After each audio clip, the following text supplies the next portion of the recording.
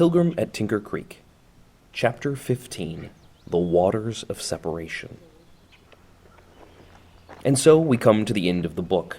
Dillard has made her theodicy.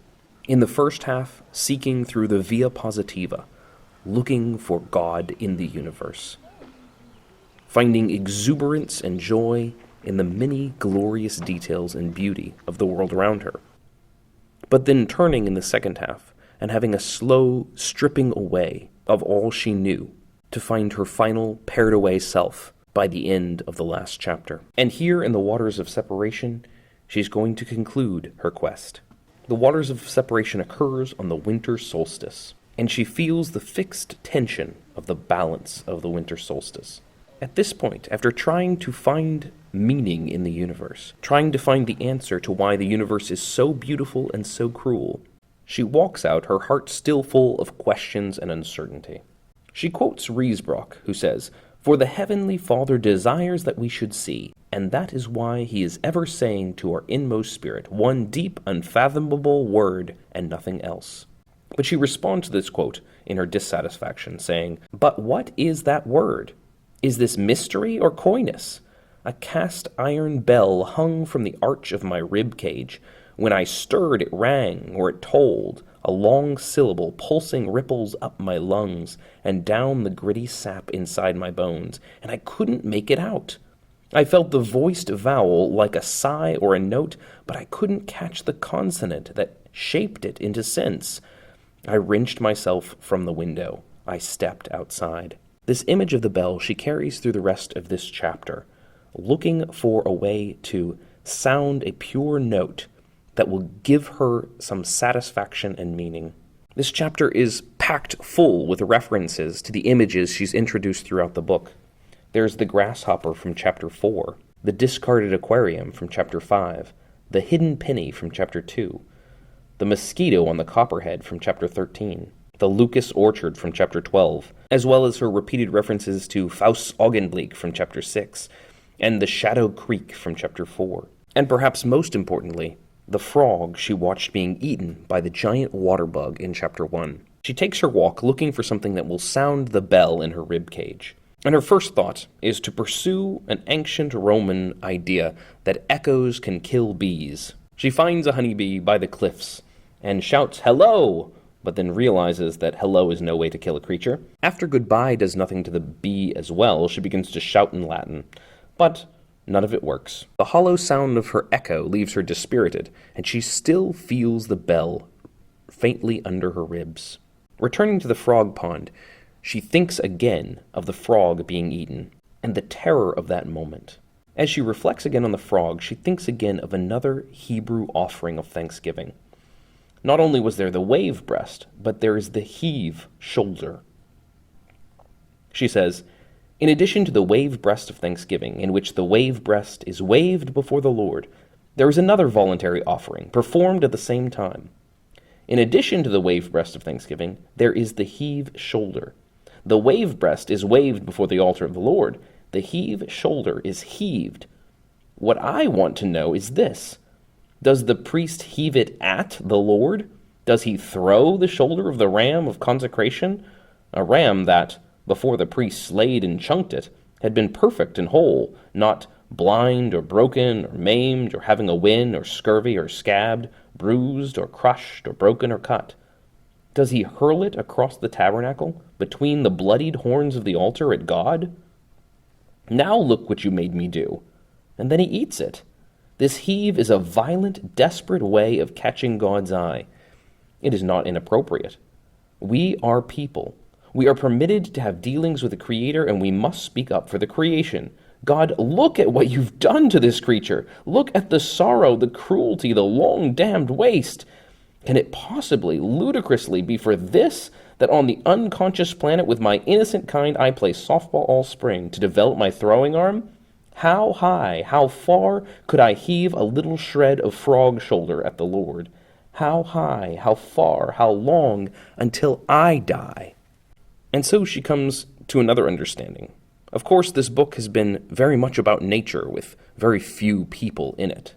But it's our own death that most strikes us. She says, How many people have prayed for their daily bread and famished? They die their daily death as utterly as did the frog. People, played with, dabbled upon, when God knows they loved their life. In winter famine, desperate Algonquin Indians ate broth made of smoke, snow, and buckskin, and the rash of pellagra appeared like tattooed flowers on their emaciated bodies, the roses of starvation, in a French physician's description. And those who starved died covered with roses. Is this beauty, these gratuitous roses, or a mere display of force? Or is beauty itself an intricately fashioned lure, the cruelest hoax of all? She returns to an image that was introduced at the very beginning of the book, the blood roses tied to the cat whose footprints she found on her body when she woke up in the morning. And these roses are something beautiful and horrifying at the same time. And so, for a moment again, she questions beauty at all. Is beauty a hoax that is just a cover for the cruelty of the world?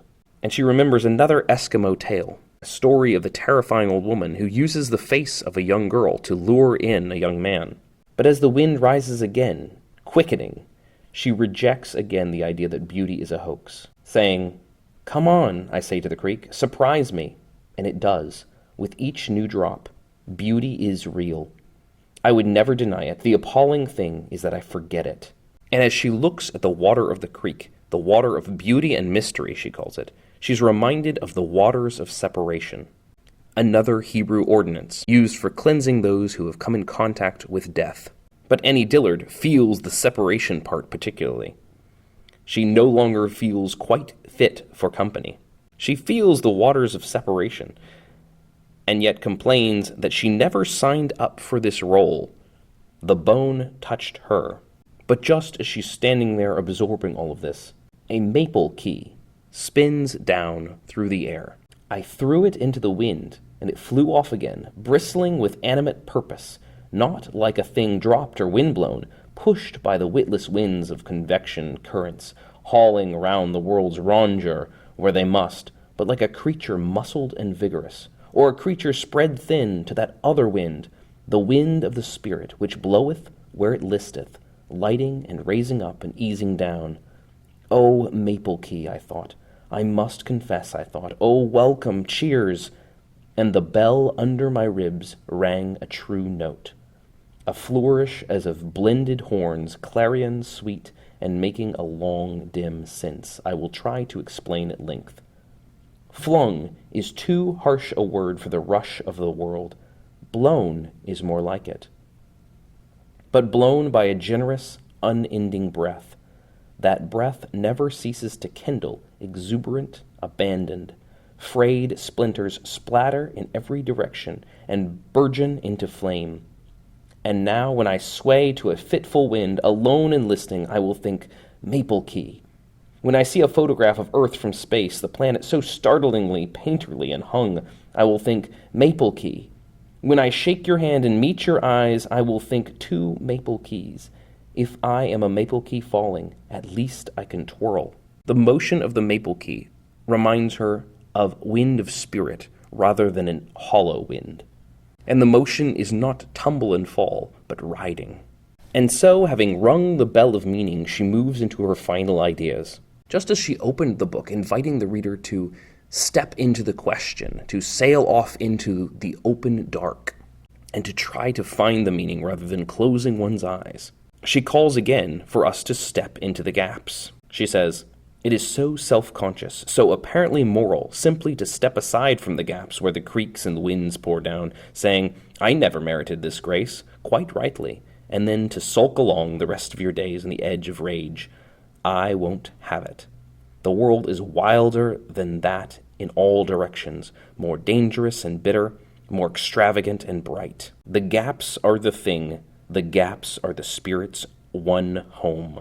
And so as she goes along, she finds her dreams, she finds herself pared away, she finds herself opened. And she reflects also on the idea of death again. There is not a guarantee in the world. Oh, your needs are guaranteed. Your needs are absolutely guaranteed by the most stringent of warranties. In the plainest, truest words, knock, seek, ask. But you must read the fine print. Not as the world giveth, give I unto you. That's the catch. If you can catch it, it will catch you up, aloft, up to any gap at all, and you'll come back, for you will come back, transformed in a way you may not have bargained for, dribbling and crazed. The waters of separation, however lightly sprinkled, leave indelible stains. Did you think, before you were caught, that you needed, say, life? Do you think you will keep your life, or anything else you love? But no, your needs are all met, but not as the world giveth. You see the needs of your own spirit met whenever you have asked, and you have learned that the outrageous guarantee holds. You see the creatures die, and you know you will die. And one day it occurs to you that you must not need life, obviously. And then you're gone. You will finally understood that you're dealing with a maniac. The idea that the spirit's needs are truly met. And so although death is something that's easily feared and balked at, she discovers that we still can find true meaning. And that to have the guarantee that all your needs will be met does not necessarily guarantee life. She says, I think that the dying pray at the last not please, but thank you, as a guest thanks his host at the door. And in answer to the question she asked in the very first chapter, she says, the universe was not made in jest, but in solemn, incomprehensible earnest, by a power that is unfathomably secret, and holy and fleet. There is nothing to be done about it, but ignore it or see. And then you walk fearlessly, eating what you must, growing wherever you can, like a monk on the road who knows precisely how vulnerable he is, who takes no comfort among death-forgetting men, and who carries his vision of vastness and might around in his tunic like a live coal, which neither burns nor warms him, but with which he will not part. Ready to welcome whatever the world offers in a kind of thanksgiving and praise, she remembers the old cat one more time. I used to have a cat, an old fighting Tom, who sprang through the open window by my bed and pummeled my chest, barely sheathing his claws. I've been bloodied and mauled, wrung, dazzled, drawn. I taste salt on my lips in the early morning. I surprise my eyes in the mirror, and they are ashes or fiery sprouts, and I gape appalled or full of breath. The planet whirls alone and dreaming.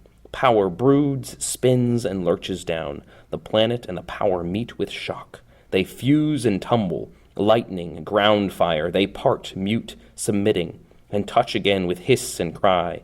The tree with the lights in it buzzes into flame, and the cast rock mountains ring. And so as we finish this book, we have an opportunity to step outside, open our eyes, drink in the universe. Experience it fully, understanding that the world is full of sorrow and pain, but also beauty and mystery. Thanks for watching, and I'll see you next time.